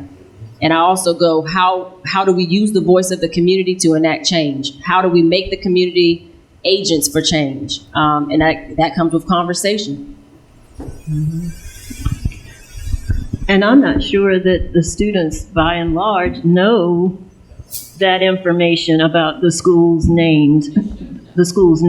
They should know, but I don't know that universally that's true. Right. There's another question. Stand up. I can boom. I don't need a mic. Oh, well, it's being recorded. Video. Okay. So this is I'm really bouncing off what Reverend Davis said, and I want to kind of have Dr. Lassiter also comment on it, and anybody that wants to talk about higher education. I was a professor in higher education for 35 years. One of the huge issues that is so infrequently dealt with is the role that counselors play in encouraging students to go to college, high school. And I'll give you a very personal example. And because I was an educated and a pushy parent, I was able to change it. So I asked to see the letter that my daughter's counselor wrote for her. That's probably unusual. Parents are probably too afraid to do that. And Crystal knows this. They went to school together, to Bruton. And my daughter was an athlete. And she was also a very, very good student. And the counselor really only talked about her athletic ability. Now, this is a white privileged kid. And so I went to the counselor and I said, this is totally unacceptable. I said, I'm in higher ed. If I read this letter, I would, this child is going to get pigeonholed. You have to talk about what classes she took, what her teachers said about her. You have that information. You have to talk about her academic capabilities. Now, I was lucky as a parent because this teacher, I approached the counselor very carefully. And I told her, I said, I'm a sociologist and I know the data. And the data shows very convincingly that counselors counsel by social class. And so when they see a kid coming in from a disadvantaged background or a lower middle class background, and this happened to my husband in another era, the counselor said, oh, community college. Well, I love community colleges. They do wonderful things. But this guy was capable of going to a 4-year school at the front end. So when you have counselors who don't understand themselves that they are counseling kids, they think, oh no, I'm race blind, I'm social class blind. They're not. They're absolutely not. And so parents need to be taught to hold the counselors accountable and to say, and as I said, I really emphasize community colleges are fabulous, and for kids who are not academically ready to go to a tough 4-year college, community college is a great answer for them. Then they can, in Virginia, they can transfer in and graduate from UVA if that's what they want to do. But the idea that counselors don't grasp the fact that they look at a child, at a young person, and say, oh, well, their parents are useless and they're unemployed, or they know something that they're not saying. They say, there's no point in putting an effort into this kid. This kid's really not going to go too far. That's a lot of what's happening. And I think as parents and as leaders, we need to call it out and we need to say, look, all children deserve a good chance and give them a chance. If they're good athletes, fine, you can write a little bit about that, but don't write the whole essay about the fact that they're good athletes. So that the last thing I would say, that comes back to schools of education and how we train counselors. And frankly, I'm here to say I think we do a lousy job. Thank you. Thank you. Anybody on the panel want to respond to that? I just wanted to steal the mic. I even asked Pastor Davis for permission to speak to that. So my counselor told me that I was suited for the military. Told me that I was suited for the military. This is when we have paper applications, refused to give me a paper application. My mom came to the school, being my mom, who she is, I got the paper application, okay? But there's this conversation now about counselors being counselors and counselors being professional school counselors. And professional school counselors, when you look at high school, when you see a counselor, and this may not be by definition, but by perspective sometimes, when you see elementary counselors, they are very social emotional based, very developmental based, right? When you look at a high school counselor, they are career citizen ready, focused. There is this counselor piece, with the social emotional piece, but a lot of times, just because they have the title as counselor doesn't mean that they see the whole child. And so going back to our education programs, how are we teaching to see the whole child? How are we seeing to advocate for the whole child? And going back to policies, you cannot advocate what you don't know. And so if there aren't these opportunities to know and have relationships with students, I could be nobody's military. But she didn't know me. And I will also say during my 4 years, I don't know that I was ever given the opportunity, or she was given the opportunity to get to know me. And so whose responsibility is that to teach, and can that be taught? That's the other question. That's good. That counselor role is certainly a power position, that if misused can be very harmful. But any other questions? We have a few more minutes. Thanks. This is going to be really disorganized, and I'm sorry about that, but y'all have gotten me thinking about a lot of things. One of them is I've heard from several of y'all discussion of narrative and of the stories, the narratives that we have of ourselves, the narratives we're told about who we are to be, the narratives society imposes on people, and the importance of finding a way to tell the true narrative of yourself, but also to construct a narrative that allows for flourishing. I hope I'm not messing that up too badly, that allows for flourishing. And I'm struck a couple of times, being white, I think white people need to do this too in some pretty profound ways, because it's not really very healthy for white folks to live in a world where the unconscious assumption is always that you are, that there's a superiority by being white. White people need to examine their own narratives and reconstruct them in healthier ways. In the same way that white churches need to have depictions of Jesus and everybody in black, brown, white, all different kinds of, because we need to learn to love the human race and to see the divinity in each other in those ways. But I'm just struck by the narrative piece, and I'm going to be chewing on that for a while.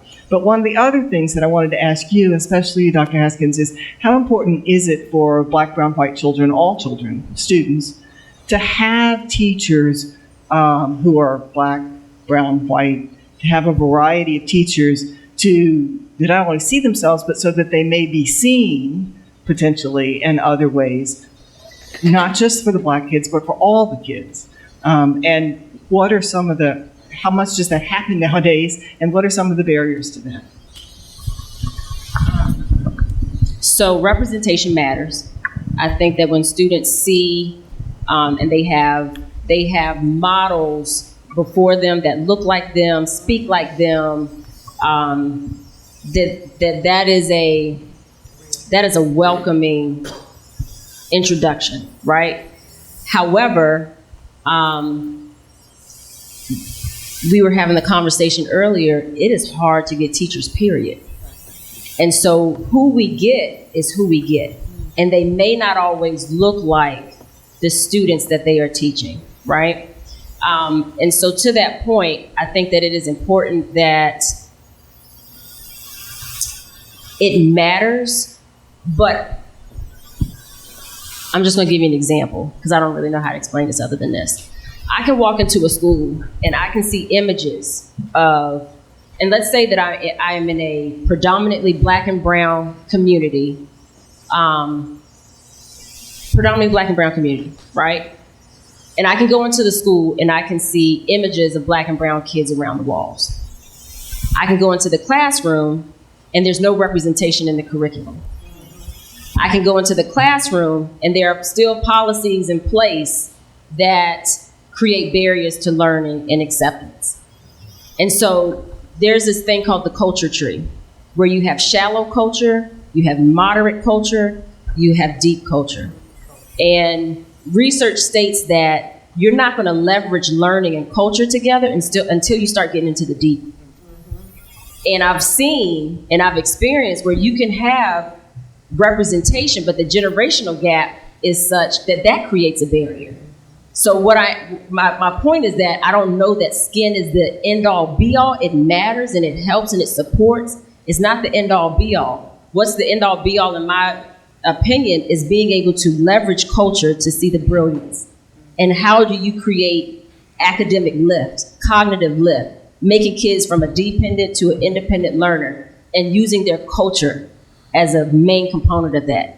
Anybody can do that who has the will, the skill, and the desire, right? So I think it's important. And almost going back to what Aunt Mary was saying, kids, somebody said, I don't know whose quote this is, but they will know you by the way you make them feel, not what you say. Right? Right. Y'all know what I'm trying to say. So I think it goes back to that. It's like, what is the marrow? How are we getting to the marrow of leveraging change? If skin were the only denominator, then we would have no purpose to have this meeting. To have this session. So it's not. And I think God is saying, can I tell y'all this? And then I'm going to leave you alone. Okay, because this is real. This is so real. And this is deep, Ms. Gore. This is bring deep. It. Bring okay. it. So when I got to James Blair, right, we had about, let's say the population was 425 kids. We had about 15 kids that just couldn't do school. They couldn't do school. But we know that if they go outside of the learning environment, their chances of high academic outcomes are going to be less than them staying within their home school. So we try to create a school within a school. Hired somebody who was from Williamsburg. She was a brilliant woman, right? Had community connections. I was like, if anybody can do it, she can do it. Okay? One day she came downstairs, she said, Crystal, I quit. I ain't doing it. It is off the chain. I cannot. I was like, what? Like, no, what? And she said to me, she said, Crystal, she said, everything you are doing, you're doing everything right. But she said, it's something about the soil of Williamsburg. There's something about the soil. Like you are doing everything you can, but it's something about the soil. She said, until you can get to the soil, it's going to continue. And she ended up passing away from COVID 2 weeks later. But I believe that what she said, this is just a manifestation of digging into that soil. This is the soil.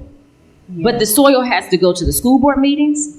The soil needs to go to those conversations that happen before policy. What structures are in place so that community members, parents, school board members, I know y'all can only do 2 at a time or whatever, and people within central office, when is there the opportunity to have those conversations prior? So this is the soil work, if that makes sense.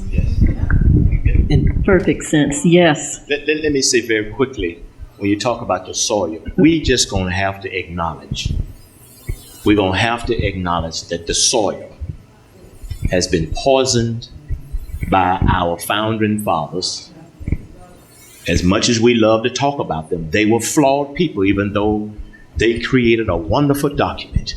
But we got to go back to the organic level of when this nation was founded.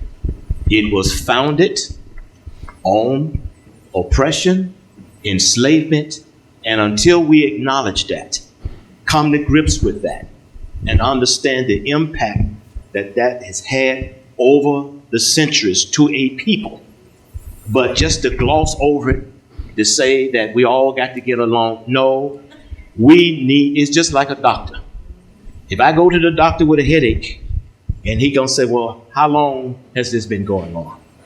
See, because he's not trying to look at the symptoms, he's trying to trace the cause of it. And so after he traces or she traces the cause of it, then they can begin to give me the right prescription in order that my the symptoms would go away, but you got to heal the cause of it. So the soil that we're talking about, we can't keep putting new plants, when I say new plants, in poisoned soil. All of the children that we're talking about, we're trying to plant them in poisonous soil, and we are surprised that when that plant comes up, that they're sick, they're withered, they can't move, is because what? We don't acknowledge the soil. And then we have our governors, that we have people over us, they ban in certain books so we won't understand, or the children won't understand. Look, I don't want to grow up in that soil. Let's get rid of this soil and put some new soil down. The only thing I'm trying to say is I'm tired.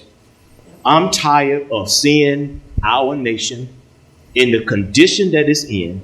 And a lot of the conversations that are taking place are only conversations that's dealing with the symptoms. We got to learn how to deal with the causes.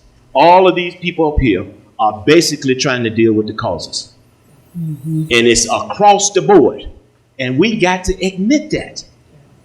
And I'm going to say this. There is a balm in Gilead that can heal the sin-sick soul. There is a balm in Gilead to make the wounded whole. Yes. And that balm is Jesus Christ. And until we apply him, and until he allow him to come in among us, in the midst of us, then we're going to forever be dealing with symptoms and not the causes. I love everybody. I have to if I want to see Jesus.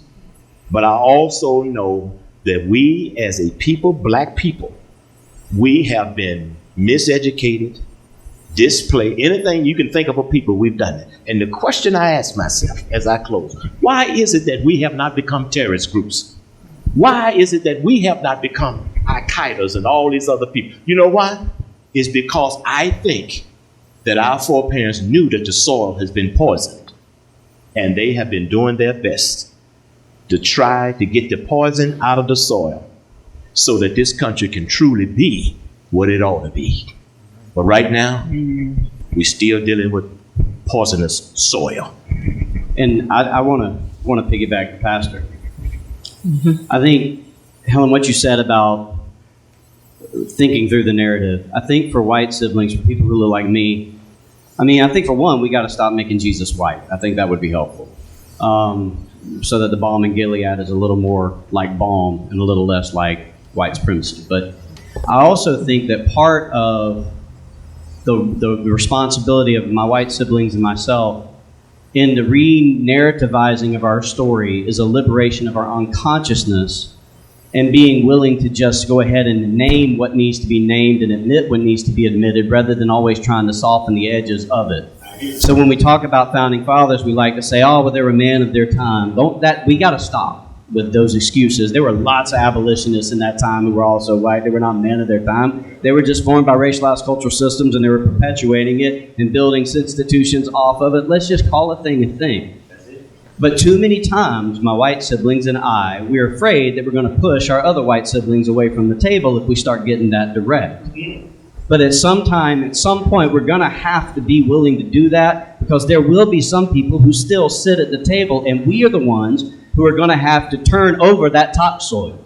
We're going to have to turn it over. You don't change the soil unless you remove the layers of the soil that are poisonous, and the removal of the layers of the soil that are poisonous is going to be costly and hard, and it's got to be done.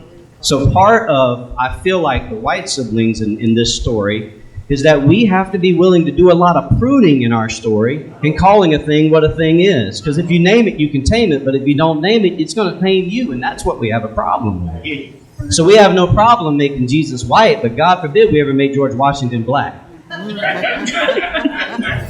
And there comes a point in time where we've got to look and call that the absurdity that it is. Yes. And to do that, we're going to have to be willing to lose some friends or lose some members of our congregations. So my last thing, I'm not going to do like Grady. I'm not going to say in closing 4 times. I'll just say in closing once. In closing, I would suggest that all of us who are part of faith communities, that we would look at the curriculum we're giving kids, that we would look at the books that are on the shelves, and that we would question why they all look like us, when historically they did not. And just take that to your pastor, and then tell him Reggie Davis told you to do that. Awesome. Thank you so much. Wow, Mr. Burrell, I'm sorry. I just want to answer the question, I think, from my perspective for you both. I think the issue, one, I want to distinguish, there's a difference between mental health counselors and school counselors. We actually have a completely different track. Oh, yes. And we do not do the same kind of thing for the students. I just want to make that clear. Right. But secondarily, I think the answer to your question is two parts. Yes, representation does matter, as Dr. Crystal said, and I think that's seen in a lot of different places. We know even in research that for mental health, people are more likely to work and succeed in counseling with people that look like them. But I can also tell you, at least from personal experience, I get a lot of people that don't look like me. And the reason is, the second part of my answer is cultural competence. Regardless of who you are, where you come from, and what you need to do going forward, is to have a level of cultural competence. And I'll give you a quick story so the rest of everybody else can talk. I had a Colombian history teacher in my school, in high school. And the one story that stands out to me the most, I've never let go of, which makes me part of who I am and is part of the DNA of the person that I have become, is when she also reminded us that while Lincoln was the person who emancipated the slaves, he also said before that, if I could do this without freeing a single slave, I would. And we can't forget that there's two parts to that story, but when you whitewash Virginia history, we only get half of it. So when she said that to a 16-year-old high schooler, it never left me to go find the rest of the stories. And that is what I use with the students and the people and the youth that I get to work with when I say, go share your story and then learn the story of everybody else around you as well. So I wanted to make sure that part was added as well. Awesome. Yes. It is about sharing the story, the whole story. Oh, we're going to take one more question, I believe, Laura. Is that okay? Okay. One more question. I'd like to thank each and every one of you. This is so very important. As a parent of 3 children, my youngest is here, 13, to have him here to witness this, I'm just so elated. And I want to thank Sister Laura Hill and the panelists and each and every one of you who took the time to come here. And what I wanted to say as well is that as parents, we need to get involved. We have to teach our children their history, who they are. If they don't love themselves, they cannot love somebody else. And we see the result. Our jails are filling up. Every time you turn around, you watch the news, a youth is killing another youth. We're talking about 13, 14, 15 years old. Where are they getting these guns? We don't produce them. We don't own planes or the boats. How did they get them in the community? Let's think about that for a moment. And it's heart-wrenching. Every day, these are future leaders, governors, statesmen, but they're dying at 12, 10. They are in communities where they cannot have vegetables, but they can own a gun. The age used to be, 21 to purchase a gun? And we're lowering down to what? 17, 18. Why? Why? And the things that I have to grasp with also, as a black mother, when my husband goes down to my neighborhood and take a walk, until he turns on the key in the door, he's come home, I cannot rest. The same with my children. This is an experience that the white community don't have to live. That's stress. And so again, thank you all. God bless. Thank you for sharing. Yeah. A lot of it starts at home, but then what is home to do? Yeah. Okay. I think we're at the time now where We're going to wrap up. Okay. Well, I want to say before I have our dear Laura come forward, I want to say let's just think about 100 years from now, 21, 23. We will be somebody's ancestors. And they will look back, maybe they'll find the records, the video of this meeting and everything, and they'll wonder, what was that all about? And did it have any meaning? Did it have purpose? And I just want to say today that I really feel it has meaning and it has purpose. Does it make all the difference? Probably not. But I believe we can all say we are making a difference. There was a time this room, as we sit now, this would not be allowed. There was a time, and that wasn't that long ago. So even this much has brought us to a point where we can still move forward and go on. And that's the work and the mission, I believe, of everyone on this panel, everyone in this room who took time out of their day. And so I just believe that we all are here for the sake of unity in the community. Can I get somebody to say yes to that? Amen. Amen. And now I'd like to bring our leader and founder of Virginia Racial Healing Institute forward. Laura, you have done, well, I want to say a few things. Oh, no. She says, oh, no. Laura says that she and I are bookends.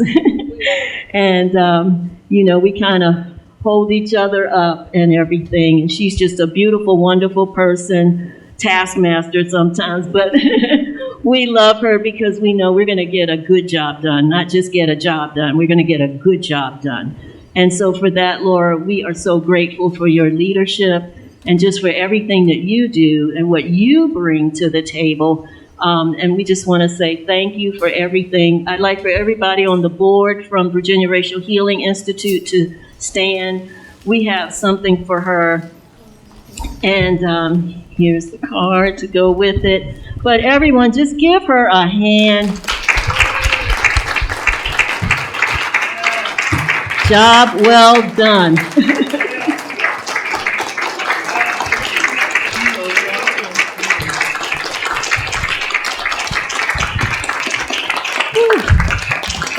Thank you so much. Thank you. Well, I'm only as good as the team of people that I surround myself with. So I just thank you for being a great bookend. We always say bookends look just alike.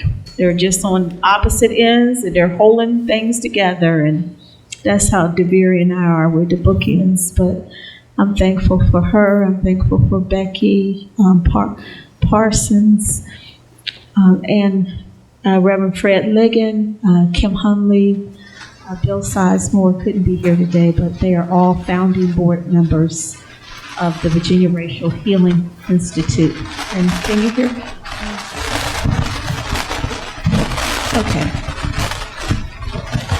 One thing that I want to do before we leave is I want to explain the title of this event. It's called Heal Greater Williamsburg, Heal the Nation.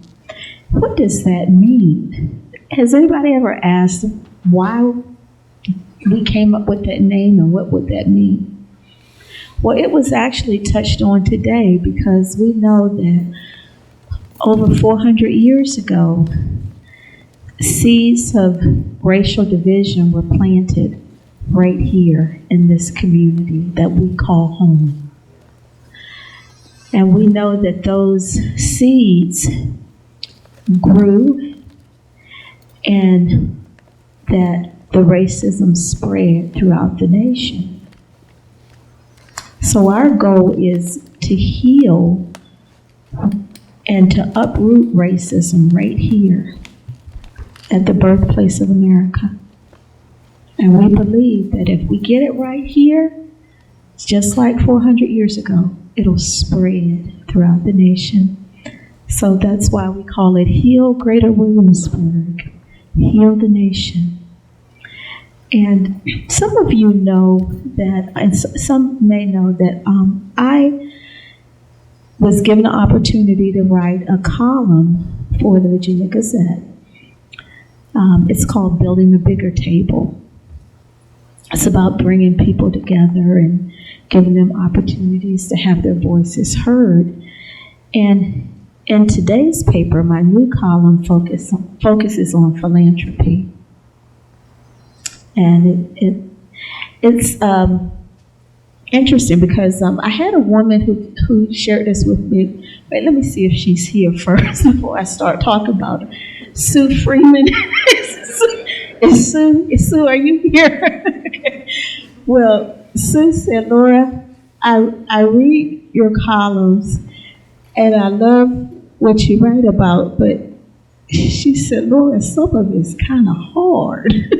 She said, it's the truth, but it's hard. It's a hard pill to swallow. But I pray for you, and I know it is true. And I said, yeah, I have to say the hard things.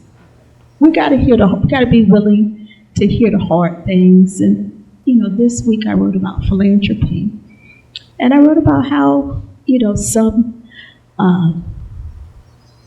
foundations they give to the same organizations every year, and Black-led organizations, nonprofits, businesses get the short end of the funding sometimes, a lot of times.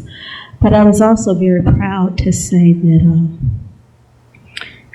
our Community Day program was sponsored by Centera Health and made possible by a grant from Williamsburg Community Foundation. So I just want those who are affiliated with those groups, if you could please stand up. We want to acknowledge our sponsors. Yes, thank you so much. So if you get a copy, if you get the Gazette, make sure you read it. I gave you some props today, okay? And we are very thankful. We're very thankful for you. And then the last thing I want to say is that we gave everyone a gift, and we chose this book. It's called Dialogue for Difficult Subjects. It's a book that all the facilitators with our Coming to the Table program read. And as the young lady Sue Freeman said, this is hard. It's difficult to have these conversations sometimes. And we know that. And we know that the holidays are coming, Thanksgiving, and you're going to be sitting at the dinner table with family and friends, and inevitably somebody's going to start talking about religion. Somebody's going to start talking about politics. Somebody's going to start talking about race. Well, you need tools. How do you approach those conversations? For far too long, many people have just gotten quiet and haven't said anything. But we want you to have the tools to know how to just be skillful in approaching those conversations. Now, if you came to our event in January, the National Day of Racial Healing, we gave you a copy of a book called The Little Book of Racial Healing. Did anybody get that? Okay. Well, this is your second book, and what we're doing is we want you to have a toolkit. We want you to have a library of resources that can help you to have these hard and difficult conversations with people, because they are needed. And I think Crystal said we have to have the conversations before the policies. We need to have these important conversations. So I'm very thankful for you all for sharing your time with us today. We do make all of our events free because we just can't put a price on it. This information that you've heard today is priceless, But also, we don't want there to be any barriers for anyone to attend. So we make them free. And again, I'm thankful for our sponsors who made this possible, but also want to just point out that in your program on page 6, there is an opportunity for you to partner with us. You can go to our website. You can just go to the QR code, and you can partner with us. And you can help us to continue having these programs. Our goal is to help our community heal one person at a time. So again, I just want to say thank you for joining us today, and I hope to see you at our next event, which will be in January. It will be the National Day of Racial Healing. We started something called the Table Builders Awards last year, where we started recognizing businesses and nonprofits and organizations that are working in this community to build bigger tables. And I want to just, before we leave, I want to just recognize a couple of our Table Builder Award recipients that are here with us today. One for outstanding business, Tawana Volson. You say hello. And also outstanding faith-based organization, First Baptist Church, and Let Freedom Ring Foundation. So we're so thankful that they're here with us, and we're thankful that all of you are here today. Have a wonderful evening and drive safely.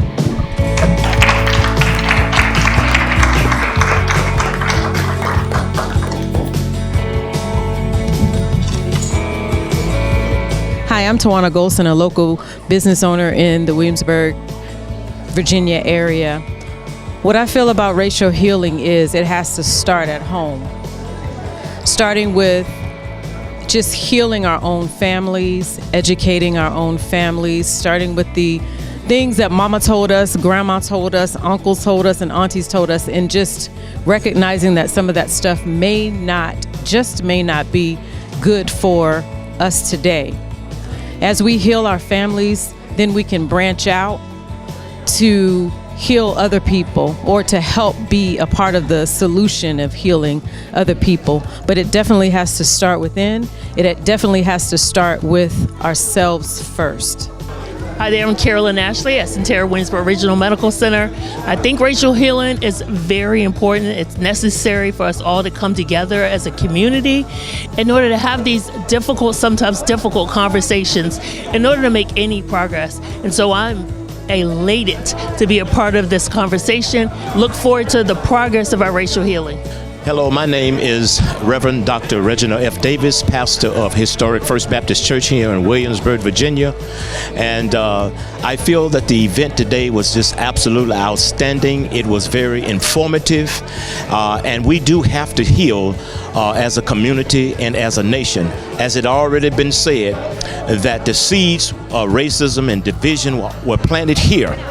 And we feel that if we get it right here, then it will spread across the nation. I know sometimes in these discussions, it's a hard pill to swallow, but the truth, as Jesus would say, the truth shall make you free. This is not about love. This is about truth telling, because in order to be healed, we have to tell the truth. If we go to a doctor, we expect the doctor to tell us the truth so we can cooperate with that truth in order that we might be healed.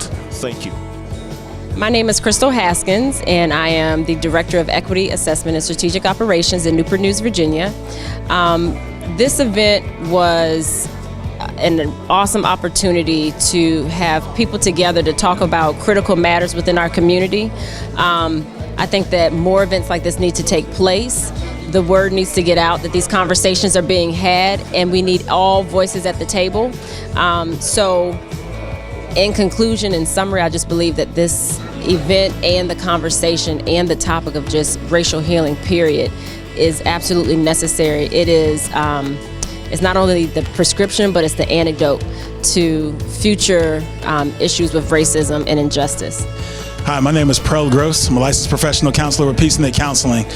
Today's event, man, gratefulness comes to mind, collective effort, just a great room of people wanting to change the world, or at least do their part to do it.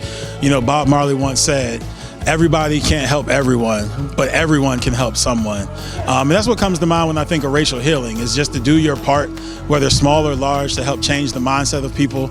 Not because you can change the mindset, but at least you can give them your voice.